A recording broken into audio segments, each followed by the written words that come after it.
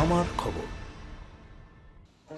Digital যুগে smartphone, internet ও social মিডিয়ার দাপটে বই পড়ার অভ্যাস যে ক্রমশ কমছে তা নিয়ে উদ্বেগ প্রকাশ করছেন শিক্ষাবিদ থেকে সাহিত্যপ্রেমী সকলেই।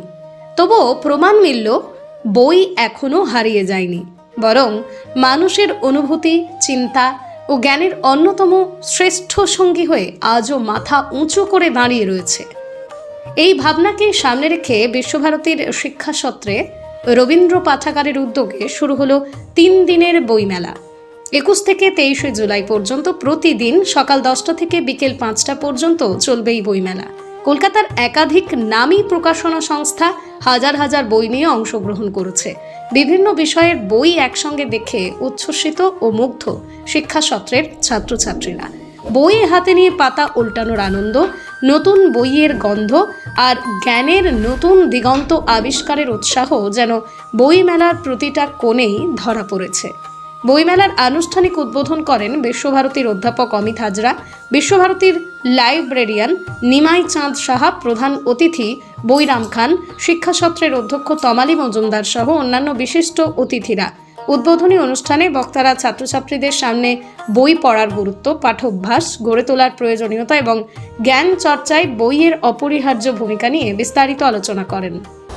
চ্যাট জিপিটিতে আমি যদি একটা জিনিস তৈরি করি, তার যে আনন্দ, আর আমি যদি আমার স্বকীয় প্রতিভা থেকে কোনো জিনিস লিখি, তার আনন্দ এক হবে না।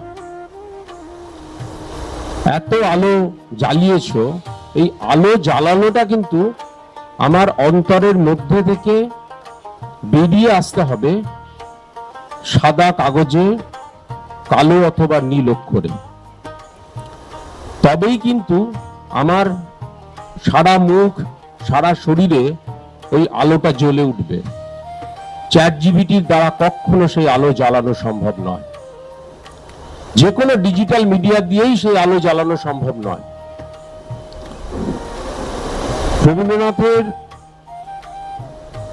2500-এর উপর গান, 3000-এর উপর কবিতা, এত উপন্যাস, 100-র উপর ছোট গল্প হাতে লিখতে হয়েছে। তার প্রতিভাকে বিকশিত করতে হয়েছে, অন্তরের অন্তর থেকে বের করে আনতে হয়েছে শব্দরাজি। এই আনন্দ আমরাও পেতে পারি যখন আমরা আমাদের মতন করে কিছু সৃষ্টি করব। সৃষ্টিকে কখনো কৃত্রিম করা যায় না, কেনা যায় না। সৃষ্টিটা সৃষ্টিই থাকে। তাই শিক্ষাসত্রের যে পত্রিকা আছে, পাঠভবনের যে পত্রিকা আছে, আমাদের পত্রিকা তো হারিয়ে গেছে। আমি গতকালই আমরা আলোচনা করছিলাম যে আমরা আমাদের পত্রিকাকে ফিরিয়ে আনবো। কি বলছেন কবিগুরু?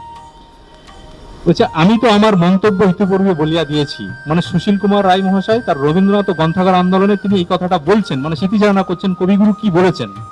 বলছে আমি তো আমার মন্তব্য ইতিপূর্বে বলিয়া দিয়েছি। গ্রন্থাগার আমার নিকট অমূল্য সম্পদ, পুরাবৃত্তের কাহিনী, প্রাচীন ঋষি ও সুবিজ্ঞ মনীষীদের চিন্তাধারা, যাহা শাশ্বতকাল ধরিয়া আমাদের প্রাণে বল ও জ্ঞান সঞ্চার করিবে। বিগত যুগের বিবিধ জ্ঞান ও রত্ন আমাদের আহরণ করিতে সুযোগ দেয় এই গ্রন্থালয়। এজন্য আমরা ইহার নিকট ইহা পবিত্র ভূমি। দেশ বিদেশকে ইহা নিকটে টানিয়া আনি। সুদূর প্রতীচ্যে দেশের বিভিন্ন বার্তা, এমনকি প্রাচ্য কাহিনীও যাহা কালের কবলে বিলুপ্ত হইয়া যাইতে পারে, তৎসমুদায় ইহার মধ্যে সযত্নে সংরক্ষিত। সেই জন্য লাইব্রেরি আমার নিকট প্রিয় বস্তু। সকল দেশের পূজ্যপাত চিন্তানায়কদের জ্ঞানগর্ভ কথাগুলি কোথায় পাইব? লাইব্রেরি না থাকলে এগুলি কালস্রোতে ভাসিয়া গিয়া নিশ্চিহ্ন হইয়া যাইতে পারিত। তাহলে কবিগুরু কি বলছেন? যদি গ্রন্থাগার না থাকতো তাহলে প্রাচীন যুগের যে সমস্ত বই পত্র পুঁথি যা রয়েছে, পাণ্ডুলিপি, এই যে বর্তমান প্রজন্মের কাছে কোন রকম ভাবেই সেটা আসা সম্ভবপর হতো না। এবার এখন একটা খুব বিতর্কের বিষয় যে বই কি অ্যাকচুয়ালি বেঁচে থাকবে নাকি থাকবে না। যে স্যার ওই কথাটা বললেন, আমাদের অমিত স্যার যে কথাটা বললেন, আমার মনে হয় বই কিন্তু থাকবে। বই অনেকদিন ধরে অলরেডি তার যে ফিজিক্যাল বই থাকবে তার অস্তিত্ব হচ্ছে দেখিয়েছে। কি রকম দেখা যাচ্ছে 19 দশকের 70-এর দশকে যখন ফটোকপি এলো, তখন ইউরোপের কান্ট্রিগুলোতে দেখা যাচ্ছে প্রচুর পরিমাণে ফটোকপি হচ্ছে। তখন কি ভাবলাম কি বই আমাদের হারিয়ে যাবে, কিন্তু বই সেখানে হারায়নি, সে কিন্তু টিকে আছে।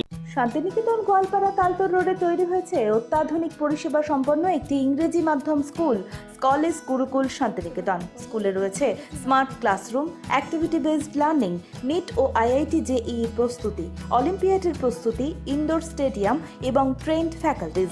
নার্সারি থেকে দ্বাদশ শ্রেণী পর্যন্ত ভর্তি চলছে। বিস্তারিত জানতে যোগাযোগ করুন 9609039000 এই নম্বরে।